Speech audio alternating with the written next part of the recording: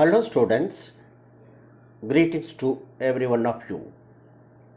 In this session, we will discuss about the important guidelines for an effective communication. The number one skill required to succeed in the current job environment is communication. Not only for a job but also in personal life, we need a very good communication skill. All things being equal, our communication skill can distinguish us from others. The reason is with the explosion of outsourcing and project teams being in diverse locations, the ability to communicate and collaborate are essential skills one job seeker has to get. The key to better collaboration is communication. How can we develop our communication skills? First, we have to be very clear in our understanding of communication skill, and we have to be very clear in presenting our information to the listener. So the first step in communication is to make our message as short and as crisp as possible. We should simplify our message. Clarity in communication is an essential element we should acquire. We should also use simple words. We should avoid using bombastic words. They must be related to the audience or listeners. Simplicity connects people strongly and it makes our communication more effective. The message we want to convey to the people will reach easily through our simple words. We should be listener centered. We should make our interactions with people more about them and avoid focusing about ourselves. A key to effective communication is having a genuine interest in other people or listeners. We should pay attention to the topic when we communicate. We should have a clear cut idea on others' needs. We must deliver more than the expectations of our audience. We should also respect our audience. We should treat all the audience with equal respect and dignity. We should remember always the fact that everyone knows something better than us about which we do not know. We should give people the best treatment possible and make them feel like a winner. There should be given an environment where they listen to our speech with much interest and enthusiasm. For this purpose, our message should be useful for them. We should expand our vocabulary. We should have a great command over our vocabulary knowledge in English. Using of right word, right context to the right person should be our approach. By learning new words, we can improve our communication as well because in English, each word is unique in its use. The more words we play with, the better will be our speech. Words are the tools we use to communicate, and we should have a great command in our vocabulary. Every day we should practice towards adding some vocabulary in our knowledge. Avoid lengthy talks or emails or letters. While communicating through an email or a personal talk, getting to the point directly, early, and avoiding lengthy emails or talk is always effective. People have many other priorities. Unless they feel that our communication is useful and important to us and to them, They may not have the required patience to listen to us. We should not make them to refer to a dictionary after reading our mail or listening to our talk. So, we should make our sentences as short and as sweet as possible, and people should be in a position to understand the concepts we deliver easily. Develop polite manners. Maintain eye contact with the persons or listeners while in conversation is very, very necessary. We should not use our mobile phone or watch television while communicating with others because others may get displeased. The listeners always prefer an undivided attention, expect proper importance is given to them in interactions. As such, when they start listening to us, we should not indulge in any other activities but only delivering the message to them. We should be authentic in our message.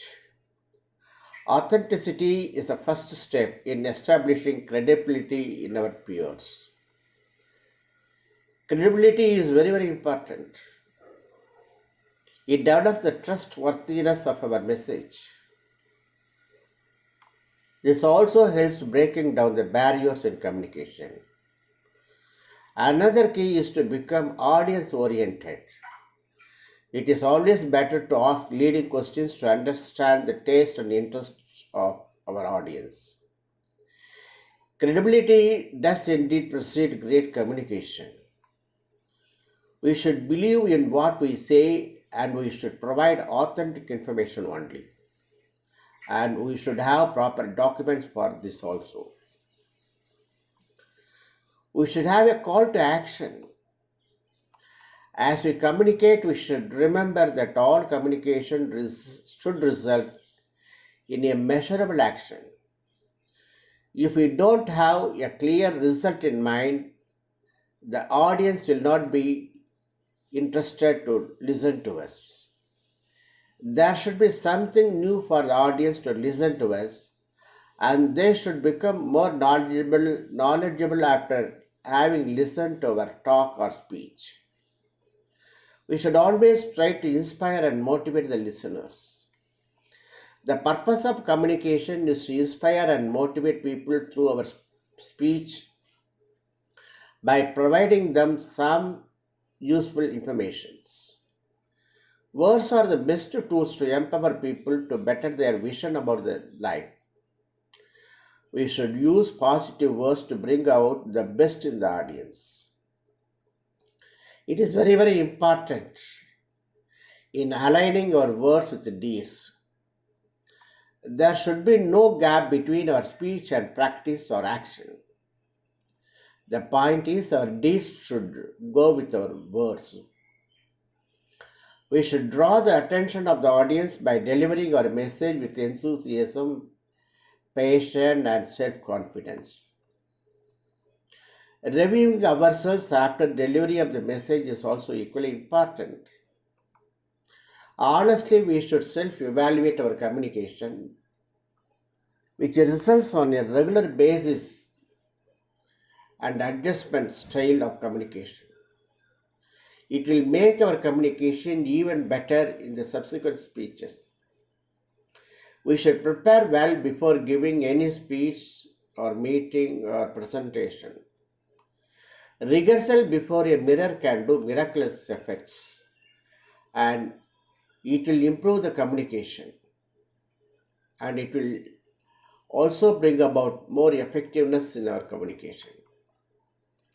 And other elements related to effective communications are variety in our speech, novelty in our presentation. Instead of speaking only, we can use some PowerPoint program like that, and sense of humor to keep the people attentive to our lecture, necessary body language, and sometimes personal life like personal lifetime anecdotes will also help to make our communication more effective. The key to communication is to keep it simple, result oriented, and having a call to action. If we follow these guidelines, we can become better communications, and we can see the communications go to the listener effectively, and the expected implementation of the informations are implemented immediately, and there won't be any gap in communication. Now let us discuss about the pronunciation etiquette of communication skills. Communicating effectively is the single most important soft skill one must possess today for obvious reasons. To be a successful man in the society, we have to be successful communicators. After all, man is a social animal, and to survive successfully, his communication skills has to be improved every day. The main intent is to convey messages to other people clearly and without any confusion. Communication is also about receiving information that other people send. Communication is a two-way process. It establishes a link between the sender of a message and the receiver of that message. This process is completed only when the sender and the receiver of the messages are certain that the actual message conveyed by the sender has reached its destination and is understood in its true sense without any misinterpretation by the receiver. Communicating a message is a kind of marketing a message or a product. First, one should have a product or a particular message that he wants to sell or successfully transmit or convey it to others. The product or the message should be attractively packed so that it can be accepted by the buyer or the receiver of the message without much difficulty. Just one needs to have a strong marketing skill to sell a product. For maximum selling or effectiveness, one needs to be proficient in all aspects of communication skills. Communication skills comprise the following: speaking skills, listening skills, non-verbal communication skills or body language, etc. Due to its high criticality, it focuses on the most important skill of the above, speaking skills. The other aspects are listening skills and non-verbal communication skills, also equally important.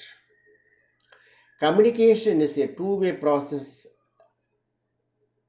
It has two parts: to convey message and to receive messages. The communication process thus consists of the sender, who is the source of the message, the encoding process, and finally decoding of the same by the receiver. To ensure effective communication, it is important to follow pronunciation etiquette. For this, it must be kept in mind that English is a stressed language. Understanding the phonetic symbols from the phonetic chart of the International Phonetic Association (IPA) is of great help when it comes to learning to pronounce English words correctly. But it is not so easy because English is a foreign language. Even in Tamil, our mother tongue, we have different dialects. As such, the Keralite English may be different from the Chennaitis English. It is unavoidable. However, to become mastery over a correct pronunciation, following the style of either American or the British is much desirable. One symbol for once one symbol for every sound and one sound for every symbol is the mission of the International Phonetic Association IPA. In addition to understanding the phonetic symbols, acquaintance with the stress and rhythmic pattern of English language is equally important. The intonation pattern of the English language, also referred to as the music of the English language, it is of utmost importance when it comes to speaking and understanding. Next, code and content of communication skills. Any human communication system involves the production of a message by someone and the receipt of their message by someone else. To encode a message, one must possess the necessary easy encoding skills so that the receiver can easily understand and implement the orders or instruction given in the message. Languages are a type of codes. A code may be defined as any group of symbols that can be structured in a way that becomes meaningful to another person. The English language, like any other language, is a code. It contains various elements that are arranged in a meaningful order. A code is a group of elements or vocabulary and a set of procedures for combining these elements meaningfully, which is said to be syntax. Next is the message content, that is, the message that is selected by the source to express its purpose. Content, like codes, has both elements and structures. When more than one piece of information is to be presented, they should have more varieties of structures to present. An individual may sometimes be identified by his characteristic way of structuring messages. This is because the individual communicates in a way that is distinctive to him. He uses a distinctive method or way which has become his habit by constant and repeated use. Stimulus and response of communication skills are also very, very important. Stimulus and responses are the two terms that are frequently used in any discussion or communication process. A stimulus is anything that a person can receive through one of his senses. In fact, it is anything that can produce a sensation, and a response is anything that an individual does as a reaction to the stimulus. These two terms, stimulus and response, are ultimately connected with the whole learning process or communication process. The communication objective of the source is to bring about a change in the behavior of the receiver. The whole communication process, as shown, consists of the following: the sender, the source of the message, the encoding process, the channel used, the decoding process, the receiver, the person who receives the message. These are the five steps through which a message is communicated from the sender to the receiver. At each stage of the communication process, there is a possibility of committing some unexpected errors. Communication skills help to avoid such errors so that the message can be passed easily, effectively, and successfully through all the stages of the process and reach the receiver without any communication gap. Source. The source in communication process is the most critical part of the communication process, and this is the initial stage.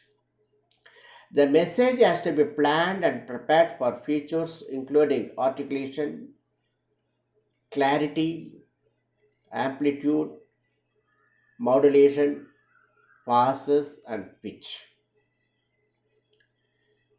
The sender must be conscious that non-verbal components of the communication also transmitted through the channel.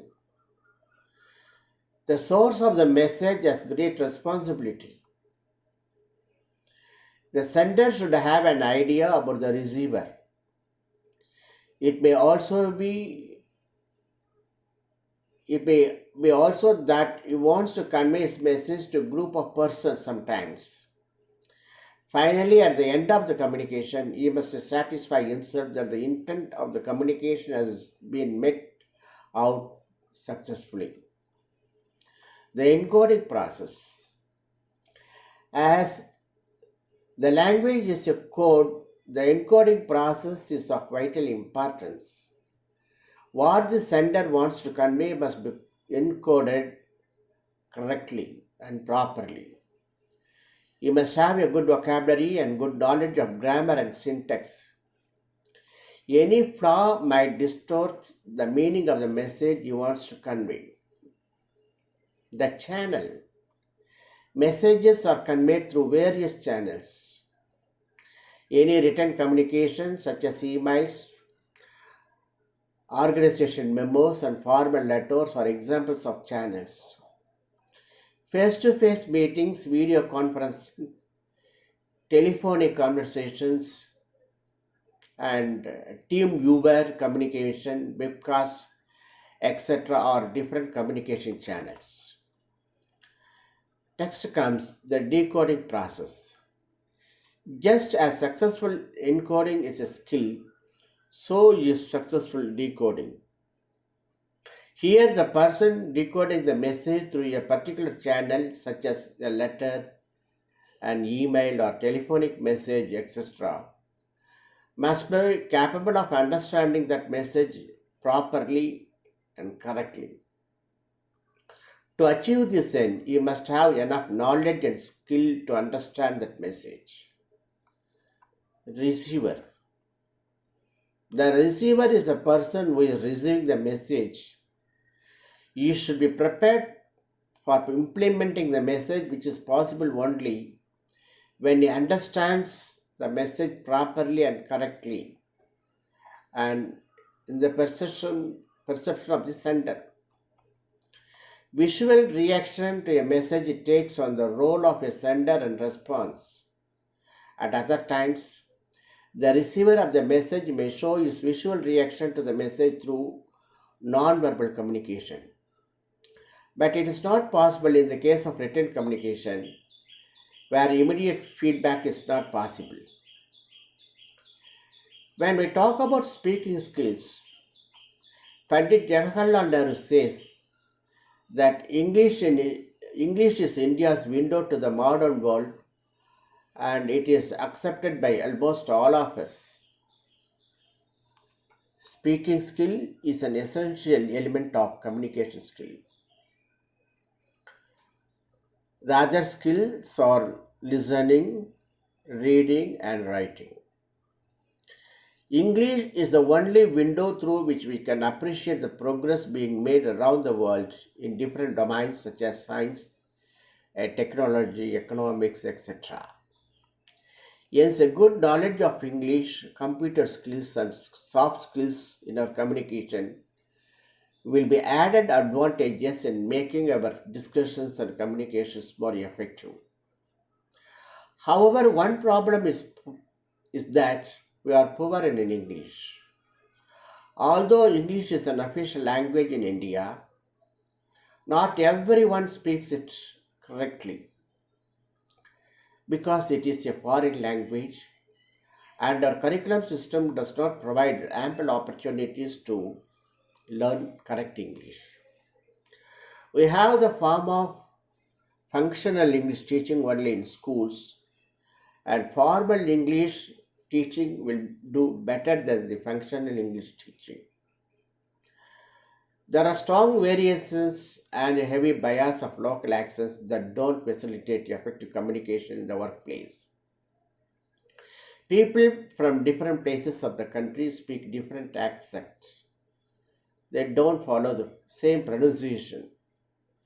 There are a lot of differences between North Indian English and South Indian English when they speak English. Even HR managers in software IT services firms rank a lack of speaking skills as one of the top three handicaps of engineering applicants. Proficiency in spoken English has become a must for every aspirant for a bright career in any industry or organization. Today, those at the helm of industries want their young colleagues to be proficient not only in spoken English but also in all aspects of communication skills, that is, both in written form and in oral form. And the crunch is felt by young graduates coming out of the engineering colleges right now. They are good at their knowledge, but when they come for communication, they fail to communicate properly. So it is not enough if they are good at their respective subject, but also it has become more important to have better communication skills. The main question is how to solve this problem. Only right effort in the right direction with a strong determination can be of help in acquiring proficiency in spoken English. What are the effective speaking guidelines in communication skills? Let us discuss some of the guidelines that are recommended to provide effective speaking. Learning speaking skills in a natural way is the best way. Practice speaking in English. Don't allow initial difficulties to deter you. Don't give up. Practice, practice, practice. You are liable to make mistakes. We must understand more mistakes make our learning better. We should start learning from our mistakes. Our mistakes can help us to learn better. We should listen to English as much as possible. We should create an English atmosphere both at home and in office and schools also. It may be English films, preferably with subtitles, television and radio programs in English. Radio programs don't allow us to visualize, so radio programs can be of better help in developing our communication skills than television programs. Viewing and listening to this will gradually help us to better our knowledge in English communication. This may take some time, but it never fails. When we first watch an English movie, we may not be able to catch all the words, but gradually depend upon the context. When our ears get tuned, we will find it much easier and that will help us to develop our communication skills. While watching a movie in a theater or on a TV, carefully mark the or watch the lip movements of the speakers. Then imitate them as much as possible. Listen to the sound and at the same time watch the movement of the lips as the sound emanates. A tape recorder or a camcorder of our own is of great help. Just sitting before a tape recorder and start speaking anything we like can help a lot. We should listen to it repeatedly, and if we come across any difficulty or error, we should try to avoid it in the subsequent efforts. For example, we can narrate what we did during the whole day, speak fluently. After that, switch off the recorder and play it back. Listen to you, listen to what you had recorded, and you can be your own teacher and try to find your own mistakes and learn from your mistakes. And you can also get a group of friends whose pronunciation is reasonably better than yours and start conversing with them in English. This way, they will be also benefited. It is always better if there are native speakers of English or at least people who are well versed in English around you when you speak. In this case, they will be in a position to correct your mistakes and make you a better speaker in English. To be a good communicator, we should look into the eyes of the people when we talk to them. It also reflects our good manner. We should stand at an appropriate personal distance, neither too close nor too far. We should speak clearly and slowly so that the listener can understand. Be aware of the situation where you are in so that you can use appropriate language befitting the occasion. We should moderate our communication style depending on the following. First one, audience. Are you talking to a friend, your boss, or a first time acquaintance? For different audiences, you have to follow different techniques or strategies in your communication. Relationship. How well and how long do you know the person or the listener? Environment. Where are you having the conversation? In house or in your office or in a public place? It matters much. Pronunciation etiquette of communication skills. To develop proficiency in speaking skills, proper attention should be given to pronunciation etiquette. Some key attributes of pronunciation etiquette are given below. Make eye contact while speaking.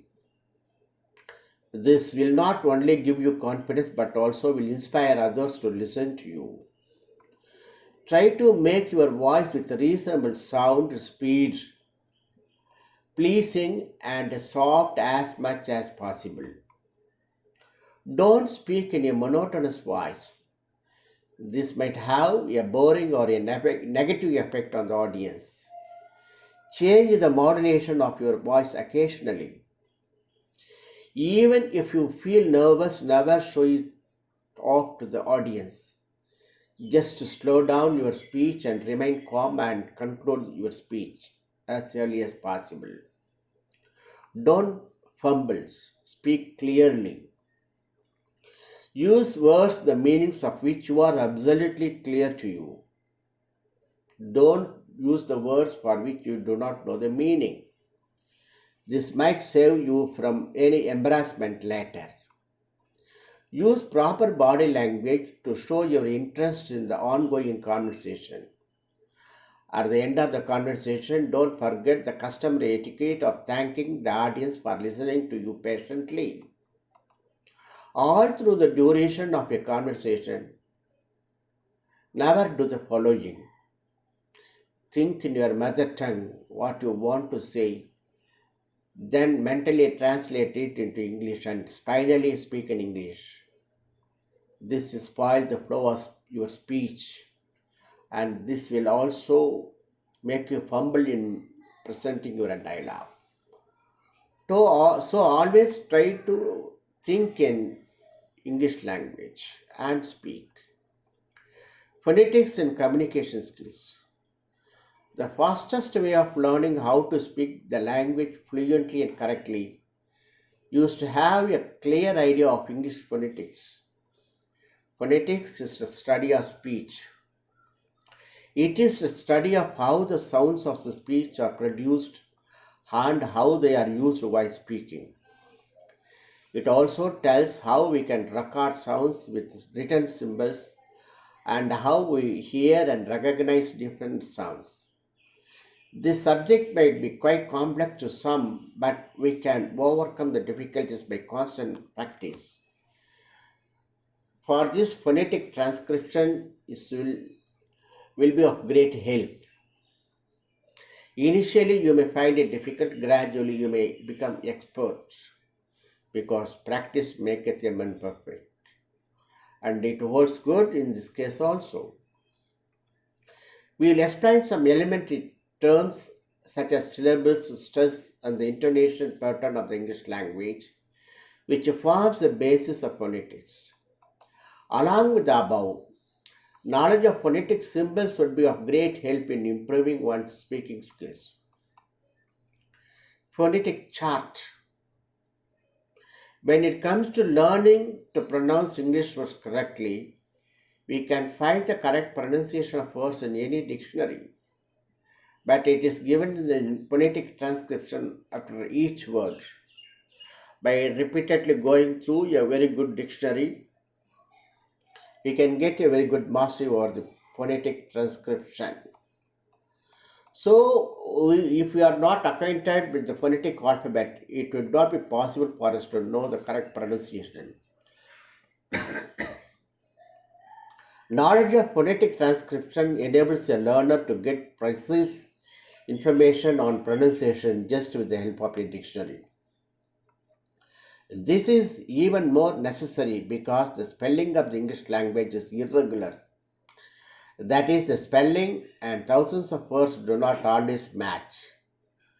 In the International Phonetic Alphabet, IPA is a system of phonetic notation created by the International Phonetic Association in 1886. It was founded in Paris with the mission to set out one symbol for every sound and one sound for every symbol. And naturally, phonetic symbols are of great help when it comes to learning to pronounce English words as they should be pronounced. In fact, understanding the phonetic alphabets can greatly simplify the communication process. Exercise, constant practice and exercise can do lot of benefits in conversation. A repeated practice in speaking, keeping the phonetic transcription as a guideline can help to communicate better. Syllables. English is a stressed language. Thus, English pronunciation focuses on specific stressed words or syllables while gliding over the non-stressed words. In a syllabic language, each syllable has equal importance. A syllable is a fundamental and important unit in a sentence. It is actually the basic unit of your word. It is a particular unit into which a word may be divided containing a vowel sound and one or more consonants. Stress. English being a stressed language, word stress is extremely important while learning English as a second language in India. Stress means giving extra force or emphasis to a syllable or word. Good pronunciation comes from stressing the right word. Proper pronunciation implies that we do not say every syllable with force or emphasis. Only the syllable that is to be emphasized gets the stress, while the other syllables are pronounced lightly. For example, let us look at the following three related words: photograph, photographer, photographic. These three words, though related in meanings, are pronounced differently. This is because the stresses on different syllables of each word. In the first word, photograph, photograph, the stress is on syllable 4. In the word photographer, photographer, the stress is on the syllable 2. The word photographic, the stress is on the syllable graph. The knowledge of stress is sure to enhance the quality of our pronunciation and communication. When speaking, the stress should be on the principal elements in a sentence, which are called content words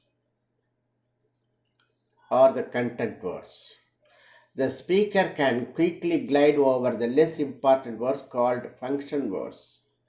The quality of gliding over the less important words is referred to as connected speech. Finally, determinants are words that such as the, yeah, some, yeah, few, and an. Noun, principal verbs, adjectives, and adverbs all are content words. Non-stressed words are called function verbs.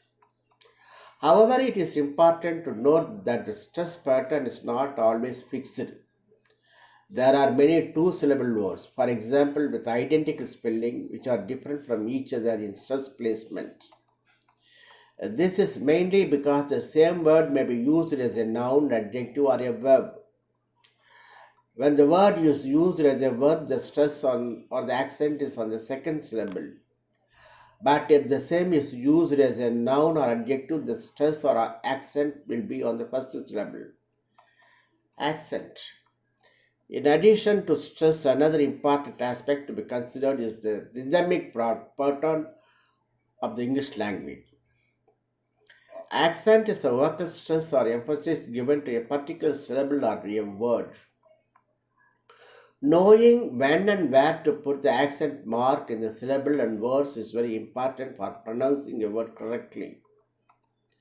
The commonly accepted English accent shift pattern is what is called received pronunciation, abbreviated as RP.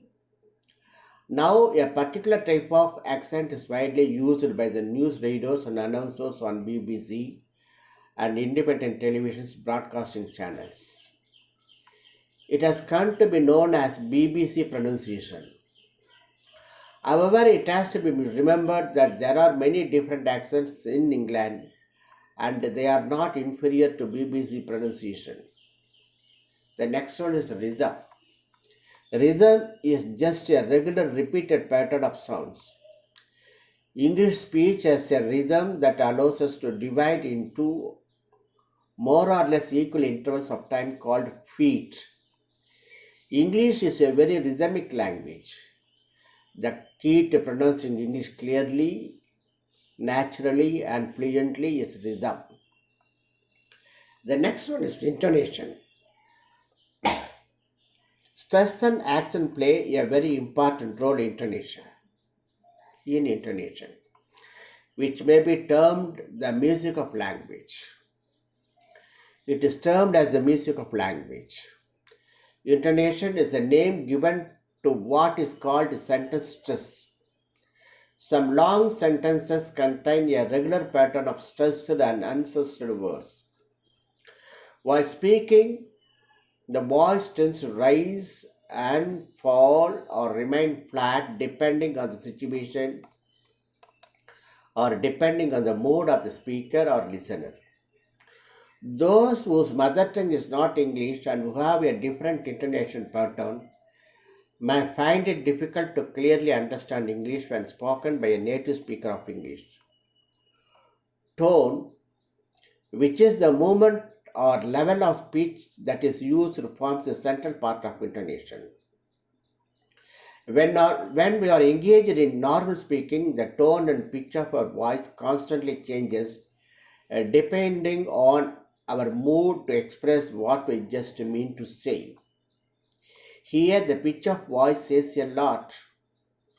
For example, if you are angry while speaking with somebody, you can express your anger by just calling his name in a very high pitch.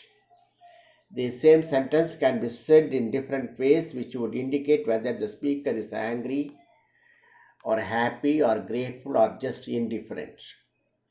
The intonation therefore clearly conveys the feelings and attitude of the speaker. When the speaker is asking a question and is genuinely interested in the answer, he uses a rising tone. However, if he is not at all interested and is indifferent, the following tone is used. In questions where the speaker expects a positive answer, the rising tone is used. However, if the speaker already knows the answer and now only wants a confirmation or agreement, the falling tone is used. A self assessment of communicating is a must for developing our soft skills in communication. It is also important to realize that what and how we speak reflects our soft skills. It is always better to go for a self assessment exercise. It would help us to modify and to bring about betterment in our speech habits and communications. Always we should use polite expressions like thank you, please, you are welcome, like that. Soft attitude is always desirable. If you disagree with a person, you first listen to him ask questions for clarification, and then give your considered opinions with reasons for your disagreement. Getting rid of any fear of making mistakes is very, very important for an effective communication. Never fear. After all, English is a foreign language and we are expected to commit mistakes. We should remember that we cannot learn any language without making any mistake in the initial period. We should not attempt to speak like a native speaker of language from the very beginning, which is not at all possible. This will only cause frustration and you will become demotivated. We should be acquainted with the phonetic chart and the phonetic alphabet. This would be of great help if we want to learn the sounds and pronounce the words correctly. We should be conversant with the rhythmic pattern of the language and it will help us to speak clearly and pleasantly. A thorough knowledge of the English intonation pattern would be of great help in our endeavor to speak English fluently. We should try to understand when the other person is speaking by carefully observing his lip movements. When speaking, we should be cautious about our pitch, tone of voice, and rate of speaking. And lastly, practice, practice, practice. These are in a nutshell tips that I have given you to practice communication skills and become perfect marks masters in your communication. Because for everyday life we need communication and it is not at all possible to become a great communicator overnight, and only by gradual practice we can become great communicators. It is possible. So practice, practice, practice. That's all for today's session. We will see you in the next session. We'll meet in the next session. Till then, bye. Thank you very much for your patient hearing.